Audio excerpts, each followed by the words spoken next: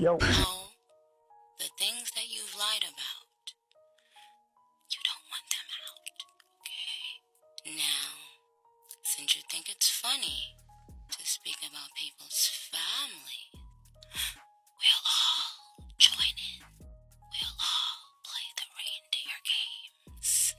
So it looks like Nicki Minaj was not just hating when she called out Jay-Z for being the real villain in the industry, because he just got exposed for allegedly touching a 13-year-old girl, and everybody can't help but point out the fact that Nicki called it. Nicki has been fearlessly calling him out since last year, and at some point, people were even telling her to shut up because she was gonna make herself a target. I mean, do y'all remember when she put up this tweet that said, "Tried to tell y'all, but y'all wanted brunch, LMFAO. I'm on a effing roll." Not only that, but she tweeted the number 13, which is the age of the victim was at the time of the essay. Oh, girl was not playing, and she really finna give us the tea, but people were not trying to hear it. Apparently, Jay-Z played in Nicki's face too by scamming her out of $8.9 million of a deal, and she's been out to get him ever since. And of course, she is not taking this mess about him messing around with a 13-year-old lightly, because she gave her 2 cents about it as well, and folks are on her side. Okay, so in case y'all somehow missed out on all the fiasco these last few days, Jay-Z's entire career is currently in shambles after he was accused of allegedly SAing a 13-year-old girl. If y'all remember, the popular Texas attorney Tony Busby held a press conference a couple months ago where he revealed he'll be representing 120 Diddy victims. He said at the time that some of the names in the lawsuit will shock us because of how famous and respected these people are, but nobody expected Jay-Z to be on that list. The lawsuit was originally filed in October in the Southern District of New York, and at the time, it didn't name Jay-Z as a defendant. However, after a failed attempt by Tony and the victim at trying to get Jay to settle the lawsuit behind the scenes, he amended the lawsuit and name-dropped Jay-Z with no hesitation. The suit alleges that the unnamed girl was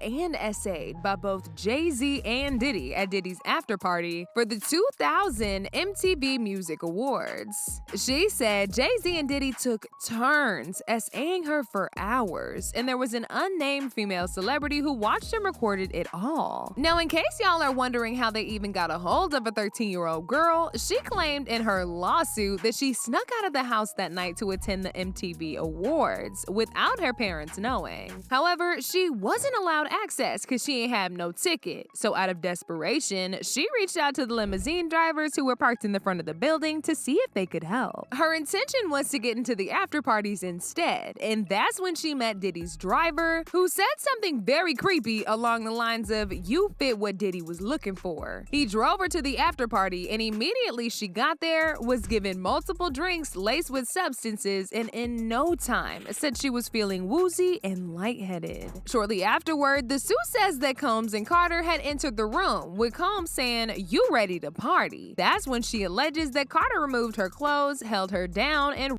her, while Combs and an unnamed female celebrity watched. She says Combs also her as Carter and the woman looked on. The suit says that she was able to resist being forced to perform oral on Combs by hitting him in the neck, and he stopped. She ran to the petrol gas station and was collected by her father. Now, when all this came out, folks were not surprised at all, because it's been some rumors going around for years now that Jay-Z likes young girls. Not only that, but he is best friends with R. Kelly and Diddy, and has been for decades. He even made an entire joint album with Kelly around the same time the allegations came out. One person said, "There's no alternative reality of the multiverse that Jay-Z didn't know exactly what Diddy was doing, and he was still best friends with him. The only explanation possible is that he cut from the same cloth. Nothing other than that makes sense." Another person said, "Jay-Z and Diddy are two men with huge egos. The fact that they stayed friends this long means they both had dirt on each other." Now, while all this was about to go down, some people also brought up the fact that Nicki Minaj has been trying to warn us about Jay-Z for years years now. But nobody was taking her seriously because they was convinced she was just hating on him because of Megan's strong ties with him and Beyoncé. Now that might also be a reason why she didn't like him, but she was in Jay's circle way before Megan even had plans of being a rapper. So she knows a lot, and her issue with him definitely goes deeper than just Megan being signed to Roc Nation. For example, she's never attended any of Jay's Roc Nation brunches, even though she used to be real close to B and was getting invited every year. It's almost like she knew the things they was getting up to over there, and she ain't won no parts. In fact, earlier this year when she and Megan was going at it, she dragged Jay-Z into the feud when she put him on blast for trying to destroy her career so he can replace her with Megan. If that Roc Nation brunch got you feeling like you could talk about my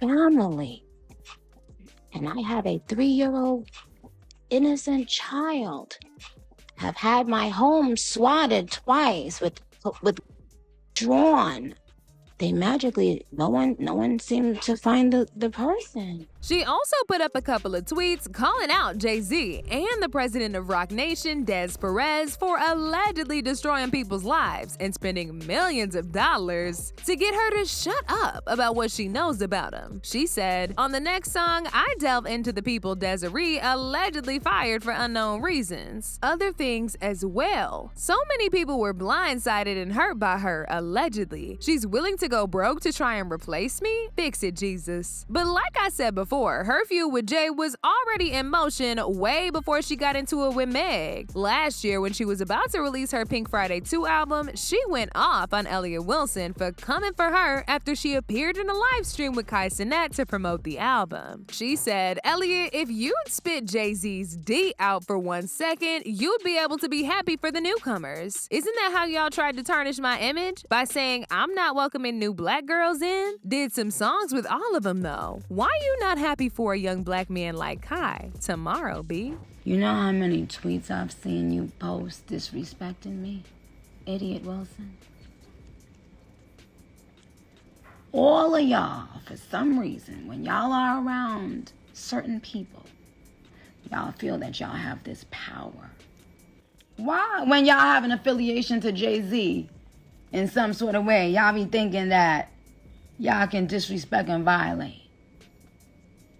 The popular YouTube blogger Storm Monroe, who usually gets all his tea from Hollywood insiders, he said he got word that Jay-Z was behind this and that there's a paid mole in Nicki's team who's been getting paid by Roc Nation to give them info on everything Nicki do. That's how the Dutch police know there was Nicki's luggage before she even arrived. It was all a setup from the beginning to label her as a couple and sabotage her tour. Was that allegedly Jay-Z and Roc Nation is behind this?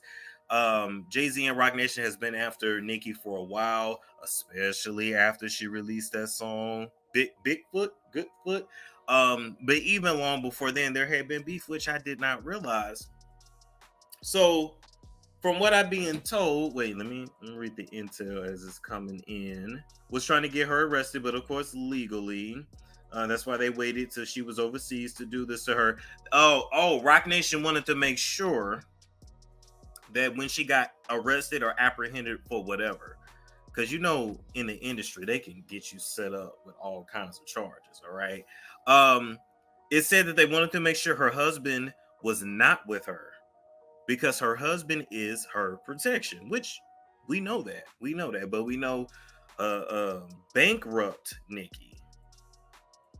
And this is why there has been several stories planted about her being broke, going broke, or needing to constantly tour because she's close to being broke. So listen, set up and sabotage. And if I was Nicki, I would fire my whole team. Fire the whole security team. There is a mole. Get rid of them all. There is a mole. Because now that I think about it, Roc Nation got Meg. The only competition that Nicki has is Meg. Let's keep it real. It ain't Lotto. It ain't Mocha Latte. What's the other rappers out here? There's nobody. It ain't Cardi. I know y'all wanted it to be Cardi. It ain't Cardi. She was absolutely set up. Also, Tory Lanez was supposed to sign to Roc Nation first, and the second option was Meg. See? But y'all remember when Tory Lanez's daddy said, "This is Roc Nation," we all thought he was crazy. And just a few months ago, when Jay-Z snubbed Lil Wayne for performing at the Super Bowl, Nicki dragged him again and spilled the tea about how he allegedly scammed her out of $8.9 million. Now, if y'all remember, back when Tidal was owned by Jay-Z, he signed several artists to be co-owners. And these artists included Nicki, Madonna, Alicia Keys, Lil Wayne, Rihanna, and Beyoncé. All these artists had 1.5% ownership of the company, and they were supposed to promote it to their fans and sometimes exclusively release new music on Tidal before other platforms. However, fast forward to 2021, Jay-Z sold Tidal to Twitter CEO Jack Dorsey for $297 million. He made this deal with Dorsey behind everybody's back, but it was later reported that all of the co-owners of the company were going to be paid $8.9 million for their stake in the company. But this is where things get real messy, because during Nicki's recent rant, she revealed that Jay-Z never paid her a penny, and that he just made up those lies about the co-owners getting $8.9 mil so he wouldn't get no backlash for playing in their face and selling off Tidal without their knowledge. Somebody on TikTok commented, "And everyone who had the 1.5% got paid," to which Nicki replied, "I didn't even get one red penny when no one promoted it more than me outside of Beyonce, LOL." So as y'all can see, Nicki been trying to warn us about Jay's apparent fraudulent activity and shady behavior for a hot minute now, but nobody was listening. But with this new lawsuit, people are really revisiting the things that she said, and she ain't lied not one time. Now, when it comes to Jay-Z, he released a statement denying the SA allegations, but like I already said, don't nobody believe him, and they still dragging his name through the mud. The statement read, "The lawyer received a blackmail attempt, called a demand letter from a lawyer named Tony Busby. What he had calculated was the nature of these allegations and the public scrutiny would make me want to settle. No, sir. It had the opposite effect. It made me want to expose you for the fraud that you are in very public fashion. So no, I will not give you one red penny. My only heartbreak is for my family. My wife and I will have to sit our children down, one of whom is at the age where her friends will surely see the press and ask questions about the nature of these claims, and explain the cruelty and greed of people. I mourn yet another loss of innocence. You've made a terrible error in judgment thinking that all celebrities are the same. I'm not from your world. I'm a young man who made it out the projects of Brooklyn. I look forward to showing you just how different I am." As usual, people had their own thoughts about this. Like this person who said, "Jay-Z getting arrested on Nicki Minaj B-Day is insane. She's been calling me out for years. Why you think Megan and Cardi B started getting pushed? They wanted Nicki out the industry, but guess what? Queens get the money." Another person said, "Jay-Z getting canceled on Nicki Minaj's birthday after constantly trying to end her is so full circle." But now I want to know your thoughts. What do y'all think for Nicki Minaj calling out Jay-Z for his shady behavior? And do y'all believe the allegations that's being made against him? Y'all been knew what to do. Let me know your thoughts in the comment section down below. And don't forget to click here to watch this other very messy video.